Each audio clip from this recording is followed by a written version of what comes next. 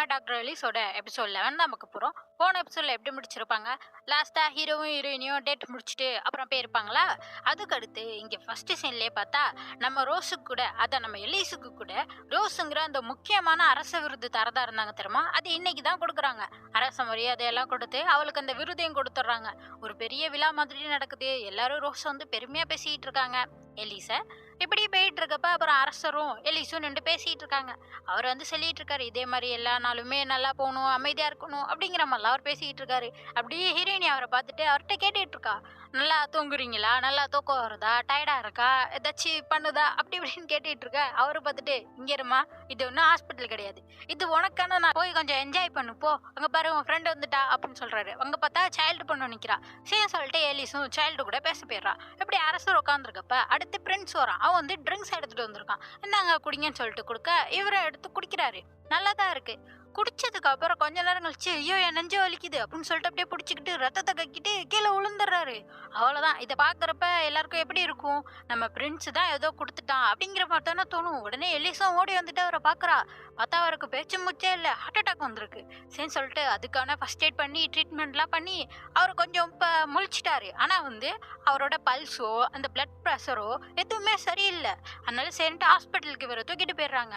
இங்கே எல்லா மக்களுக்கும் ஹீரோ மேலே தான் சந்தேகம். அவனா அப்படியே அதிர்ச்சியில் நிற்கிறான். அடுத்து என்ன, அவனை அரெஸ்ட் பண்ணிட்டு போயிட்டு ஹீரோயினை வச்சுருந்தாங்களோ ஒரு டவர், அதில் தான் இப்போ ஹீரோ வச்சுருக்காங்க. இங்கே அடுத்த சீன்லேயே நம்ம எலிஸை தான் கட்டுறாங்க. ஹாஸ்பிட்டலுக்கு வந்துட்டு அரசரையே பார்த்துட்டு இருக்கா.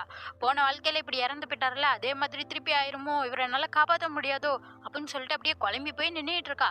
அடுத்த சீன்லேயே பார்த்தா மிகேல் தலைமையில் ஒரு கூட்டம் நடக்குது. ஒரு பக்கம் பார்த்தா மிகேலுக்கு சப்போர்ட் வாங்குறவங்க, இன்னொரு பக்கம் நம்ம ஹீரோக்கு சப்போர்ட் வாங்குறவங்க. அந்த குரூப்ல தான் நம்ம ஹீரோயினோட அப்பா இருப்பாரு. எய்த்த குரூப்ல இந்த சைல்டு பொண்ணோட அப்பா. ரெண்டு குடும்பத்துக்கும் தான் ஆகாதே, அந்த சைல்டு பொண்ணோட அப்பா சொல்லிட்டு இருக்காரு. இது மாதிரி அரசர் வந்து வேணுக்குன்னே தான் இப்படி பாய்சன் வச்சு ஹீரோ வந்து கொல்ல பார்த்துருக்கான் அப்படிங்கிற மாதிரி. நம்ம ஹீரோயினோட அப்பாவா, அப்படிலாம் கிடையாது, ஹீரோ அப்படிலாம் பண்ணியிருக்க மாட்டாரு, அதுக்கு எந்த எவிடன்ஸுமே இல்லை. அதோட அரசரோட உடம்புல பாய்சன் இருக்கிறதுக்கு எந்த தடையும் இல்லைன்னு சொல்லிட்டு எலிஸும் தான் சொல்லிட்டாலே அப்படின்னு சொல்றப்ப எய்த்த டீம்ல இருக்கவங்க சொல்றாங்க, என்ன எலிஸ் என்ன டாக்டரா, அவ இன்னும் அசிஸ்டண்டா தான் இருக்கா, இன்னும் படிச்சுக்கிட்டு தான் இருக்கா, அவ சொல்றதை ஏத்துக்க முடியாது. அதோட அவ வந்து ஹீரோவுக்கு ஃபியான்சி, ஹீரோக்கு ஏத்த மாதிரி தானே பேசுவா அப்படிங்கிற மாதிரிலாம் பேசிட்டு மாத்தி மாத்தி சத்தம் போட்டுக்கிட்டு இருக்கிறாங்க.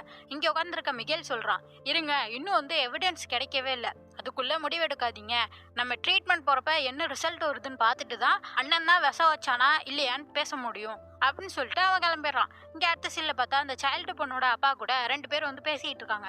என்னன்னு கேட்குறப்ப அவங்க கேட்குறாங்க இவர்கிட்ட, நீங்க தான் இதை பிளான் பண்ணீங்களா அப்படின்னு சொல்லிட்டு. அவர் சொல்றாரு, நான்லாம் இப்படி பண்ணல, ஆனால் இந்த சூழ்நிலையை வந்து நம்மளுக்கு ஏற்ற மாதிரி யூஸ் பண்ணிக்கணும். நான் என்ன பண்ண போகிறேன், பத்திரிக்கையிலலாம் ஹீரோ தான் விஷம் வச்சான் அப்படின்னு சொல்லிட்டு ரூமர்ஸை பரப்பி விட போகிறேன், அதுவே வந்து மக்களை வந்து நம்ம பக்கம் இழுத்துரும் அப்படிங்கிற மாதிரி இவர் சொல்லிட்டு இருக்காரு. அவர் போனதுக்கப்புறம் இவங்க சொல்லிட்டு இருக்காங்க, இந்த ஆளை நம்மனா வேலைக்கு ஆகுதுடா, இவர் போடுற பிளான்லாம் எப்போ முடிகிறது, நம்ம தான் ஏதாச்சும் சாக்ரிஃபைஸ் கொடுக்கணும் அப்படின்னு சொல்லிட்டு இவங்க ஏதோ பிளான் போட்டுட்டு போயிட்டு இருக்காங்க. இங்கே அடுத்த சீன்லேயே பார்த்தா எலிஸும் கிரஹாமும் அந்த அரசரை தான் பார்த்துட்டு இருக்காங்க. அவர் உடம்பு இன்னும் சரியே ஆகலை, அதே மாதிரி தான் போயிட்டு இருக்கு. இவளா என்னதான் நடந்திருக்கும், ஏன்னா வந்து இவ ஃபியூச்சர்ல இருந்து வந்திருக்கா, அங்க இருக்க நோய்களோடையும் ஒத்து போகலையே, இவர் உடம்புல விஷம் இருக்க மாதிரியும் தெரியலையேன்னு சொல்லிட்டு அப்படியே குழம்பி போயிருக்கா. கிரகம் பார்த்துட்டு சொல்றாரு, இங்கே நீ ஒழுங்கா உன் உடம்பு பார்த்துக்கோ, சாப்பிடவும் இல்லை, இப்படி நீ குழப்பத்துல இருந்தா உனக்கு பதிலே கிடைக்காது, போய் கொஞ்ச நேரம் ரெஸ்ட் எடு அப்படின்னு சொல்லிட்டு அனுப்பிச்சு வச்சிடறாரு. இங்க அடுத்த சீன்ல பார்த்தா ஹீரோயினி தனியா உட்காந்து யோசிச்சுட்டு இருக்கா. இப்படி இவ சோகமா உட்காந்துருக்கப்ப ரோட்ல வந்து அந்த பத்திரிக்கையா வீசிட்டு போயிட்டு இருக்காங்க. நியூஸ் பேப்பர் எடுத்து பார்க்குறா. என்னன்னா இது மாதிரி ஹீரோ தான் அரசரை வந்து கொலை பண்ண முயற்சி செஞ்சிருக்கான்னு வந்திருக்கு. கேட்டோன்னே இப்போதான் இவளுக்கு ஹீரோ ஞாபகமே வருது. அப்போ பார்த்தா சரின்னு சொல்லிட்டு அடுத்த சீன்லேயே ஹீரோ பார்க்க தான் வந்திருக்கான். அவனை அந்த டவரில் தான் அடைச்சி வச்சிருக்காங்களா.